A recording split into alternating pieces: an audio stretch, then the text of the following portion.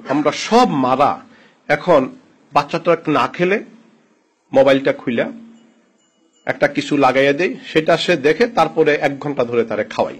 Mobile ফোনের সংযোগ রাতের নির্দিষ্ট সময়ে বন্ধ রাখার দাবি জানিয়েছেন কুমিল্লা ৭ আসনের সংসদ সদস্য এমপি ডাক্তার প্রাণগোপাল দত্ত। জাতীয় সংসদে 2024-25 অর্থ বছরে প্রস্তাবিত বাজেট আলোচনায় তিনি এই কথা বলেন।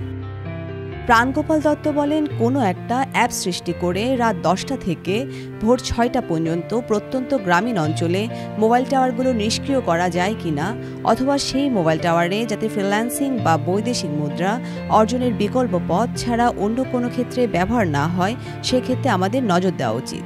না হয় আমার রোগীর সংখ্যা যে হারে বাড়ছে, 10 বছর থেকে শুরু করে সবার একটাই কথা, কানে শোষ ভোগ করে, কানে শুনি না, লেখাপড়ায় মন দিতে পারি না।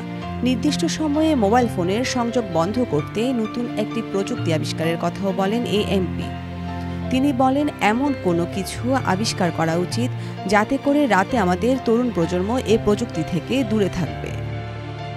ডাক্তার প্রাণগোপাল দত্ত বলেন, সবচেয়ে ব্যয়বহুল হচ্ছে স্বাস্থ্য খাত, যেখানে পরীক্ষা নিরীক্ষা, গবেষণা, চিকিৎসা উপকরণের দাম আকাশচুম্বী। নোবেলজয়ী অর্থনীতিবিদ অমর্ত্য সেনের ভাষায়, শিক্ষা ও চিকিৎসা থাকা উচিত সরকারি খাতে।